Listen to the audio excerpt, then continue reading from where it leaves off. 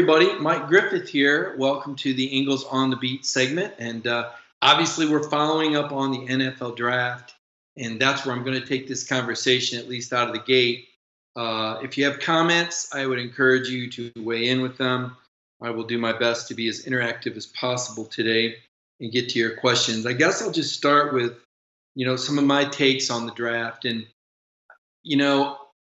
I have really, really high standards, and I have a very high opinion of the Georgia football program. And so I have a very high opinion of a lot of these players that came out in the draft. So I want to preface my next comment with those statements. I'm disappointed in the draft for Georgia. I know that 7 players was the most of the Kirby Smart era. Well aware of that, and that's good. Wait till next year, by the way. There's going to be double digits. But I think there were more Georgia players that fell below their value than they should have. And I'm not sure where to place the blame. Sometimes it has to do with the draft. For example, Lamont Galliard was a 6th-round pick, but he was the 4th center off the board. That's pretty good. Could Lamont have been the 2nd or the 3rd? I don't know, but he'll make it. He's a good player. Centers don't make a ton of money. So I don't have necessarily a beef with Lamont Galliard in the 6th round, or even Terry Godwin in the 7th round when you consider, that Terry only had 22 catches as a senior. He's not a burner. He's a mid 4-5 guy, and he's not real big. He's got great hands, and he's a good route runner. But I didn't have a problem with those picks. But the other ones and the undrafted and a couple of the undrafted guys I did. So I'm going to start from the top. First of all, DeAndre Baker made a great decision coming back. Last year, he would have been a 2nd-round pick. This year, he goes top at the end of the 1st round. I think he could have gone in the middle of the 1st round with a better 40 time had he run a 4.44, 4.45, 4.41. I think he's probably 14 to 18. Instead, he's still the first cornerback taken, but he drops to 30th overall. And there's money involved in that. I don't have that chart right here in front of me. I didn't print it out. But that's millions of dollars. So I'm happy that DeAndre is a 1st-round pick. It was smart that he came back. He made himself another $5 million by coming back for another year of college. Not a bad salary for 1 year if you look at it like that. Of course, some people will point out, well, he lost 1 year of earning potential in the NFL, but not necessarily. His career may be extended another year because he didn't have injuries.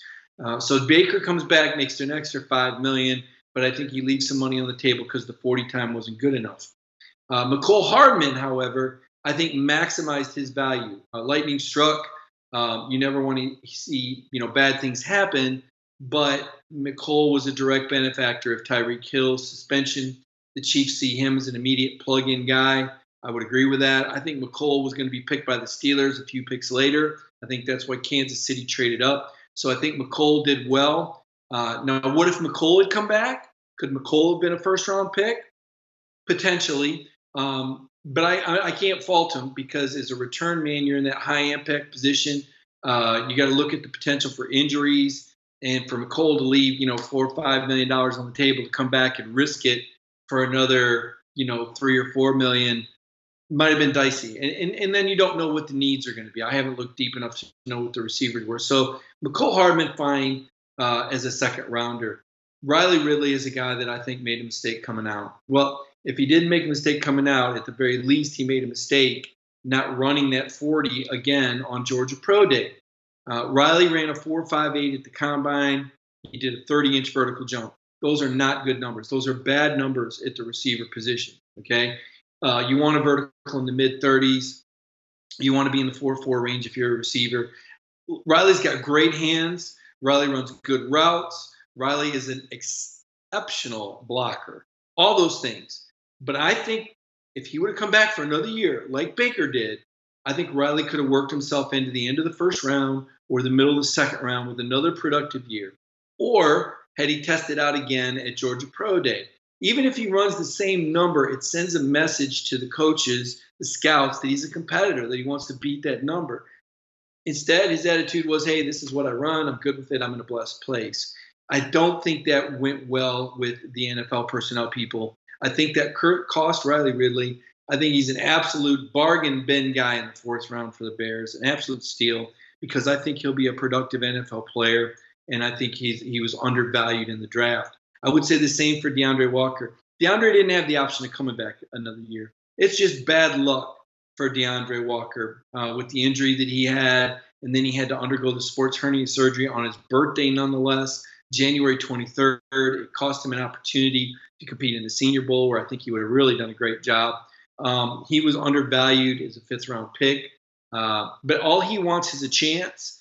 DeAndre is a guy that just wants to be on a roster. He told me he didn't care where he got drafted. I believe he meant that.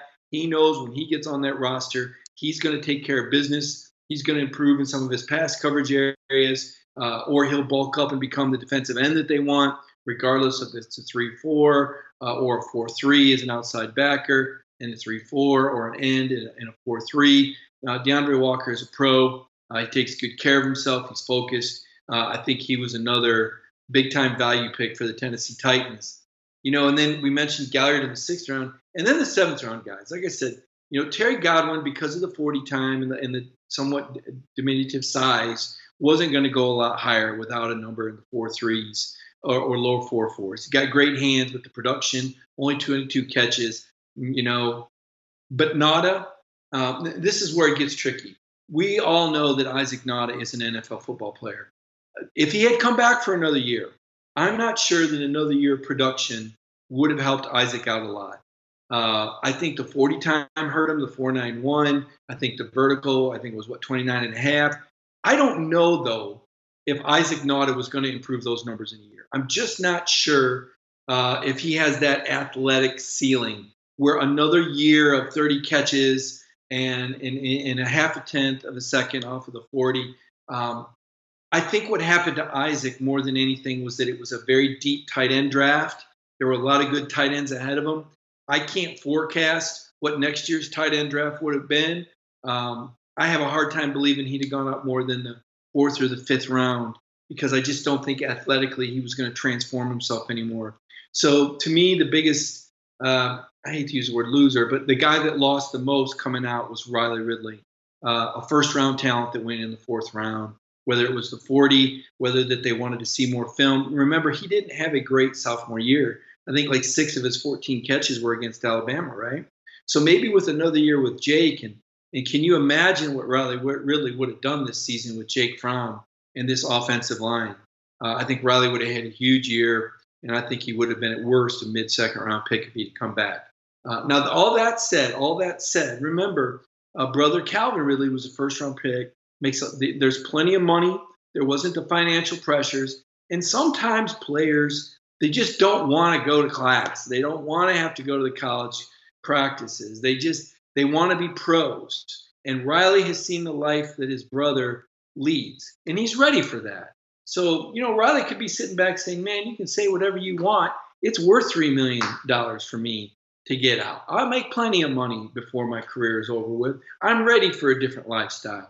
And there's something to be said for that. So, I'm just looking at it purely from an analytical standpoint and how much he would have made. It might be worth it to Riley Ridley to get on with his life and go to the NFL.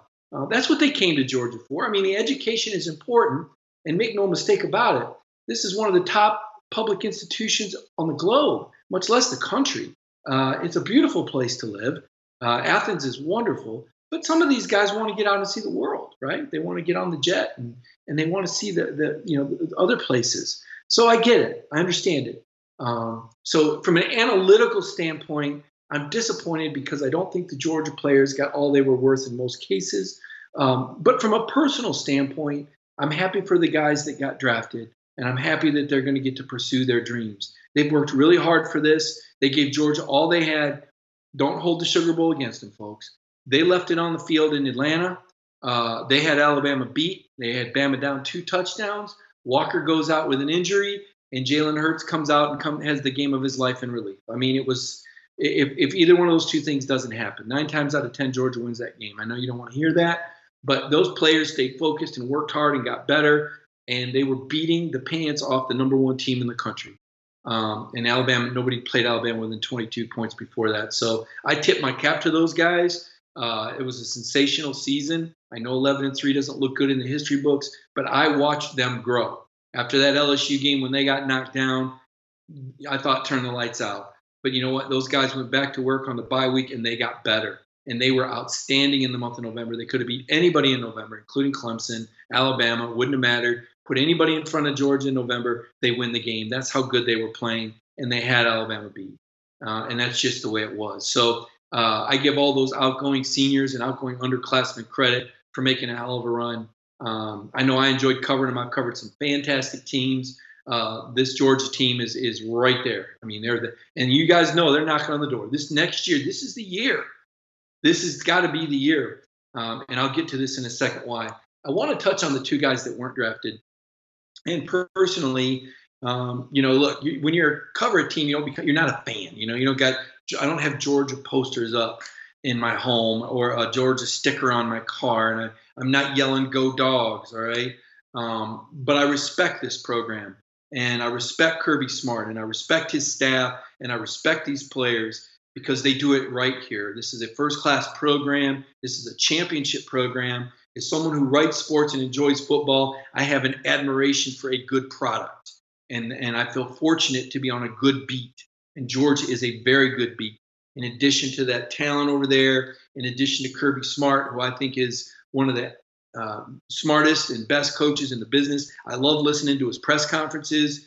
I learn things listening to Kirby Smart, and I've been around some great coaches, Hall of Fame coaches. And when I'm sitting there telling you I'm learning from a guy, I'm impressed because I'm a pretty old guy myself. And Kirby teaching this old dog some new tricks with some of his ideas about where football is going. So I'm fascinated by that. And again, that's a preface for what I'm about to say. So while I'm not necessarily a fan of the program, you do build relationships with players. And I have a lot of respect for Jonathan Ledbetter and Elijah Holyfield in particular. The other young men, I didn't have an opportunity to interview them much. So I didn't get to know them like I got to know Elijah and Jonathan on a week-to-week basis. And I didn't get to know them as well as I know some other players, but I got to know them well enough to know that they're hardworking guys, and I wish they would have got drafted. So, that part of me, I feel bad for them. I feel empathy. I'm a human being. I know how hard those guys worked. I know that they belong in the draft. I don't know if you know this, but they were each the highest ranked guy at their position by ESPN that did not get drafted. I mean, if there's one more round, they're both gone. I don't know why things worked this way. Ledbetter went down the Senior Bowl, impressed, worked his tail off, fought hard. What it came down to with Jonathan, again, that 40 time, the vertical, and the pass rush, okay? And Jonathan ranked among the best edge defenders against the run in the country, but the pass rush. And so they say, what do we do with the Jonathan Ledbetter? And that's where Jonathan, he's been working with Chuck Smith. He'll work very hard to make a roster. And the one good thing about being a free agent is he gets to pick the team that he goes to. And he did just that. And I believe he's going to Miami, if my memory serves me correctly. So they must have a need there. Elijah Holyfield, I said at the start, I kind of did an accordion effect on Elijah, right? So the first time I saw Elijah play, a lot of you remember this, I said, boy, I don't know if he's an NFL running back. A lot of people said, oh, yes, he is. I said, I don't know about the home run speed. But as the year went on, Elijah did enough things to convince me that he can play in the NFL. Yes, the lack of the burst was there. He doesn't do as much with the edge as a guy like Swift. But Elijah to me is the consummate pro. I noticed his work ethic. I heard what Kirby Smart had to say about him. All you've got to do is look at his physique to know that this is a guy that's going to be the first to practice, the last to leave, as he was at Georgia, working on his hands, catching passes. So he may be a little bit more he is more physically limited. All right, he is. From the standpoint of speed and size, there are faster and bigger guys in the league. But I believe there's a place in the locker room for an Elijah Holyfield in every locker room. And I think he's going to fight his way on a roster. I think he'll play on every special teams unit. And I think he could work his way into being that third down back because I think he's a pro. I think a lot of people may jump in and just say, oh, he's Evander Holyfield's kid. He's got money. Doesn't need to be on. Look, this kid carried himself with such class. He didn't act like he was, the son of one of the most famous boxers that ever lived. He didn't act like that. He acted like anybody else. He's a blue-collar, hard-working guy, and I can't wait for him to get his chance with the Carolina Panthers. I think Cam Newton is going to love Elijah Holyfield. I think he's going to make that roster. I feel bad that he's not going to make the money that some of the other guys' picks that were picked ahead of him are making. We saw the drop off even between a 7th rounder and a free agent, but in time. And the good news is that he and Ledbetter and guys like Natris Patrick and Jason Stanley all signed free agent deals. Nick Moore, the long snapper, they're all going to have an opportunity to pursue their dreams. And so, while we may pick and choose and fuss about where they win and what the value is, at the end of the day, these young men are going to pursue their dreams and goals, and I will watch that. I know for a lot of fans, you keep up with the recruits coming in. I get that. I see the metrics, recruiting numbers, or everybody loves to read about recruiting. Everybody loves to read about the guys that are here. Me personally, I like to follow the guys I've covered in the NFL. I would recommend that to Georgia fans too now, especially with the numbers you're going to have. I mean, you got 6 that came out last year, and everybody loved what Sony and Nick did and what Isaiah did with the Patriots, right? You got 7 more coming out this year. It's going to be fun to watch. DeAndre Baker in New York, the city loves him. He loves the city. He's a kid that loves fun. I don't know if you saw the picture we ran. He's already having fun. I'll enjoy watching his career with the Giants. I'll enjoy watching Riley Ridley. I think he's a guy that's going to – and obviously the expectations in Kansas City for Mecole be huge. I'll enjoy watching Isaac Nauta with the Lions. Boy, will they ever be a winner. Matt Stafford, you got a new target there on Isaac, and there's a first-round pick the Lions got. I'll be curious to see if Isaac passes him on the depth chart. I think that much of Isaac Nauta. DeAndre Walker, his comeback, it'll be fun watching him come back from injury. And Terry Godwin with those hands, man, he's a guy that, I think Carolina's going to feel good about too. So those are some of my draft thoughts. I'm going to look at the phone and see now if there's any questions. If any of you all have any questions for me here on the Dog Nation page. And again, I hate to look away, but this is what I've got to do I guess I could hold it up here, but that doesn't make it any less awkward than anytime you read when you're on camera. It's kind of awkward. Try to avoid that. Before I do all those shows with BA or Feinbaum or whoever, you got to kind of compartmentalize all that information because you really don't want to take your eyes off the screen. But it's just us. This is just our casual Monday Ingles presentation. So we're all friends here. So you don't mind if I let my guard down a little bit and get casual with you on the beat segment. 37 comments. 37. All right, guys. Let's see what we got here. Nate Smalls has Ingles up the street. Loves the food there. Great, Nate. I love Ingles too. Great grocery store. Good people that work there. You check that out. Their service is tremendous. I don't think anybody would second guess that. Mike Mizell says we won't make the same mistake against Bam anymore. Mike, I just think it's luck. I mean, the teams are that close.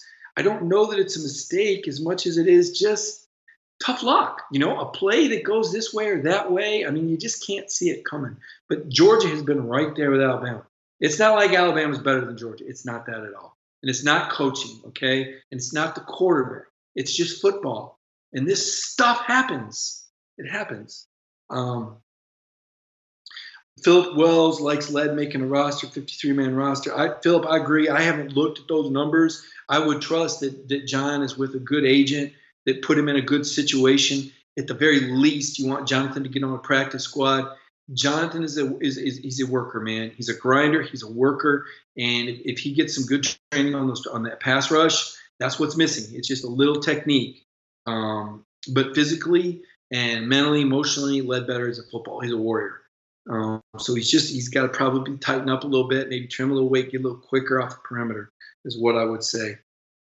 Tim Wiley, yeah, you wish Ridley was coming back. I wish that too. Here's the good news though, and I didn't know this until about a week ago. I would recommend all of you follow the Senior Bowl on Twitter. Jim Nagy is the executive director, and Jim used to be the SEC scout for the Seattle Seahawks, and they've done a pretty good job. Pete Carroll and his staff are about as good with the draft as any NFL franchise out there, and Jim Nagy was recognized as one of the best scouts in the business. So now he's the executive director of the Senior Bowl, and he goes out and he scouts players to invite to the Senior Bowl. Now, NFL teams will also contribute and say, we want to see this guy, we want to see this guy, we want to see this guy. But Jim does a lot of his own scouting, a lot like Phil Savage, the guy that preceded him. And he had strong opinions about DeAndre Walker, about Jonathan Ledbetter. These are guys he invited. DeAndre Baker, right? Baker declined. Obviously, he was a first-round pick. Walker couldn't go because of the sports hernia surgery. And Ledbetter went, and Nick Moore, the long snapper, went, and both did well for themselves, I would say. But Nagy already has Lawrence Cager, the incoming transfer from Miami. He already has him on the Senior Bowl roster, or excuse me, not on the Senior Bowl roster, on the Senior Bowl radar. The roster is nowhere near complete. Strike that comment. But they're on the radar. So the 4 Georgia seniors right now that are on Senior Bowl radar, Rodrigo Blankenship, a draftable kicker, Lawrence Cager. Let's see, who are the other 2 guys? Blankenship, Cager. I know Brian Herrion, tailback. That's huge for Brian to be on that list. Huge for Brian. Needs to stay on that list. That's 3. Oh, and J.R. Reed. Those are the 4. I sent Jim a note yesterday telling him he will want to look at Tate Crowder and Charlie Warner. I think those guys can work there on the Senior Bowl roster. Now, there's 4 defensive linemen. I don't know how they're going to come back from injury with Mecole Carter and Julian Rochester. Tyler Clark has been workmanlike. I think those defensive linemen have work to do. David Marshall coming off the foot. I think those 4 defensive linemen have work to do if they're going to get to a Senior Bowl level. That's not to say that they can't. It's not to say they won't get drafted. But you guys saw what I saw. John Ledbetter wasn't drafted.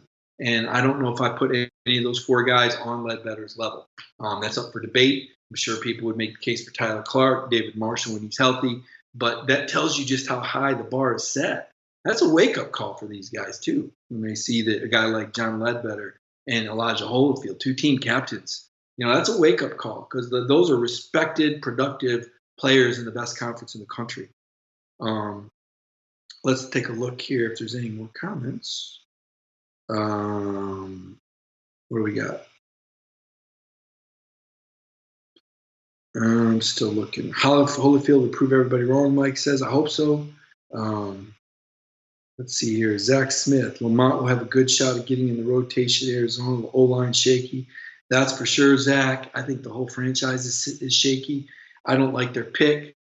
I'm not a Kyler Murray fan. I'm not convinced that Kyler Murray is going to be a great NFL quarterback. I may eat my words, but I'm not buying that at this point.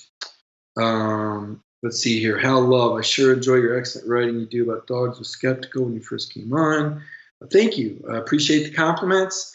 It's my job to take all of the comments. Unfortunately, most of the time when people speak up, it's because they're unhappy with something.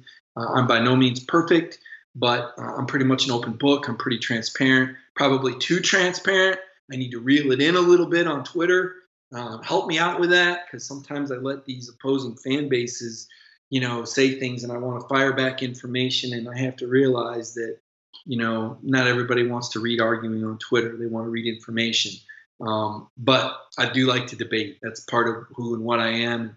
That's why BA likes to have me on every Wednesday on Dog Nation Daily at 10:15. You can catch me every Wednesday. Feinbaum usually once or twice a month on the SEC Network. The Ref on Monday mornings, one of our Cox Media Group partners. I'm on there every Monday at 8 a.m. So there's different places you can get me. WNSR in Nashville every Tuesday at 9:15 Eastern, and WJOX in Birmingham every Monday at 2:30. So that's pretty much the rundown. But you know what? You get me here one-on-one, so you get to ask me questions directly and say nice things like Hal did. Thank you, Hal. Colby Curry, I just hope DeAndre reaches out to Chan for some tips on how to prepare for the NFL. I think so. I think Baker will be a pro. I feel really good about DeAndre Baker. Sean Thomas wants to know, do I think Fromm will leave next year?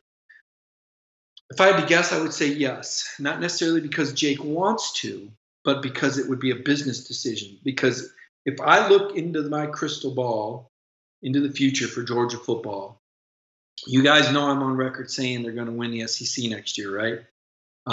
They're going to get in the playoff. I don't know if they're going to be playing the best in the nation in January. This year was a great example of what the playoff does to college football. Clemson in September and October was not the Clemson of January, right? Just as the Alabama that we saw play Clemson was not the Alabama that was beating the brains out of everybody in September, October. Some teams get better, some teams get worse. Teams stay healthy, teams get injured. Some teams have players emerge.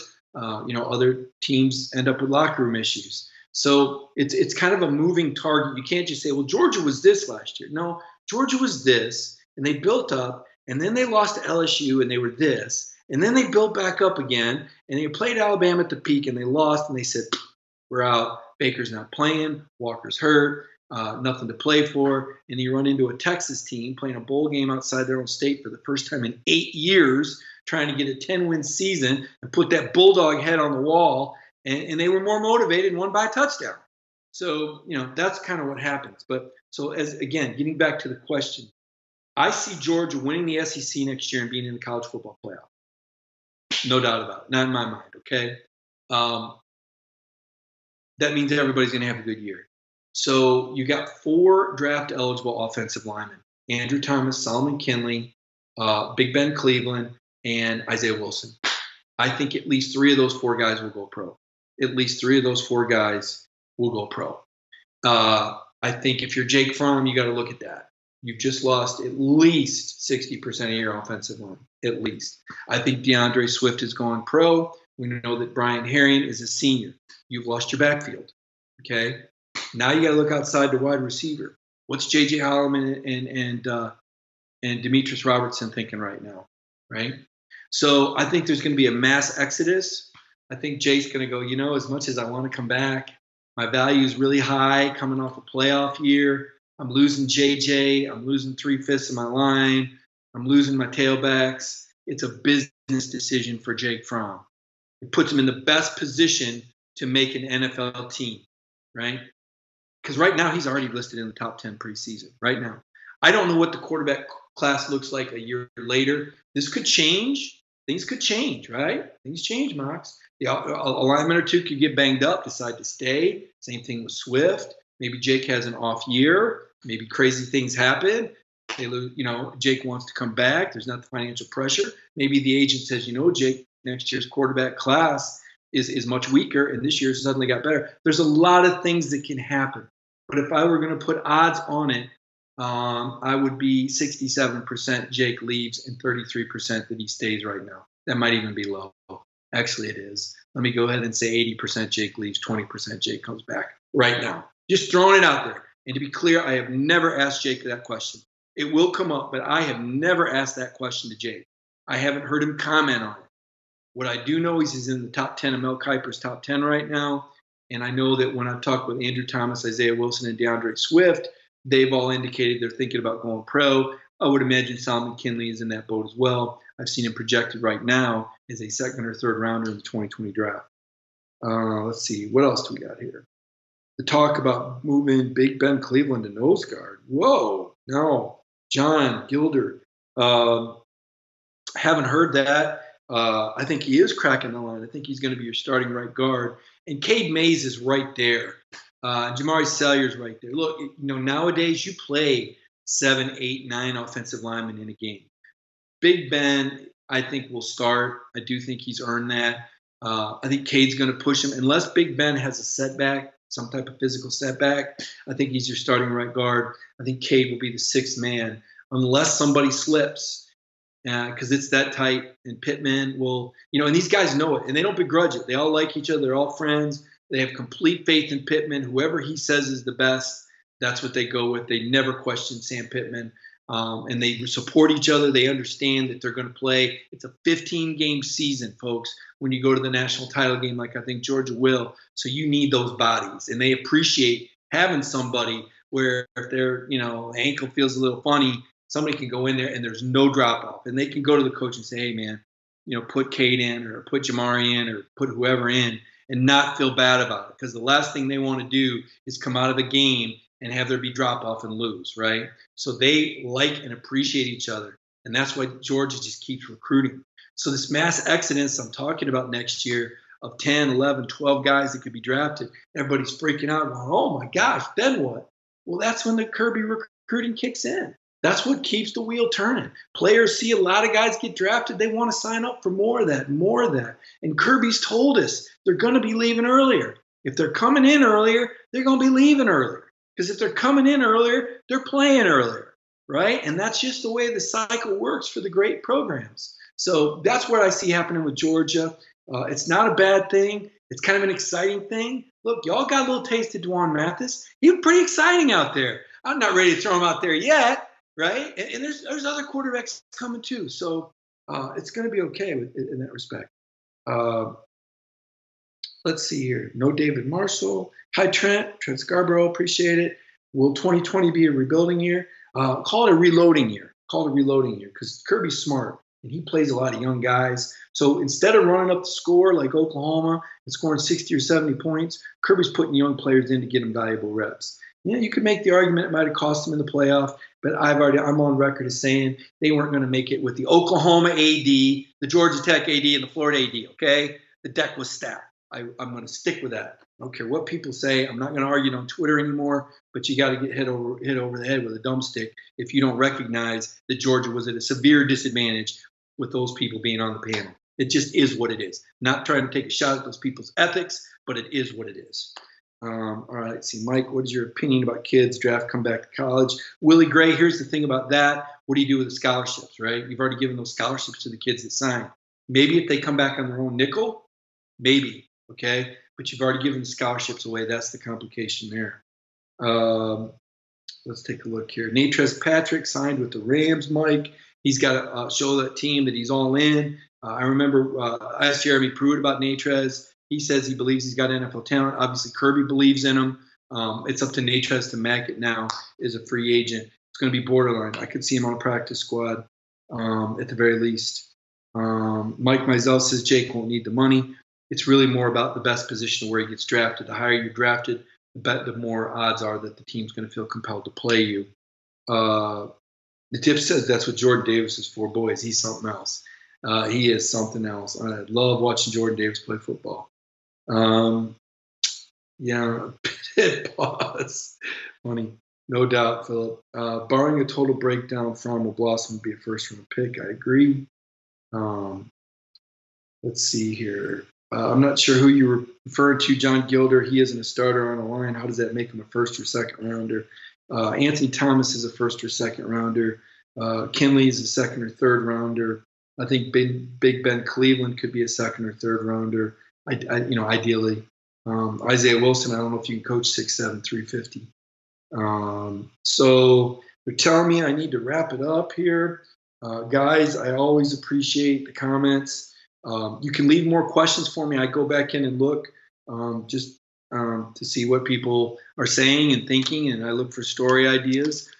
Baseball team, good time to tune in. Dogs could use some support. They just dropped 4 in a row. Ooh, 3 at Mississippi State. Ugh, nah, no pun intended. They come home and play Florida this weekend. Huge series for Georgia. They have the potential to be a College World Series team. I think they're right on that edge. What happens in these next couple of weeks will be telling. Emerson Hancock, their ace pitcher, did not throw at Mississippi State. We expect him back. He was resting a tired arm.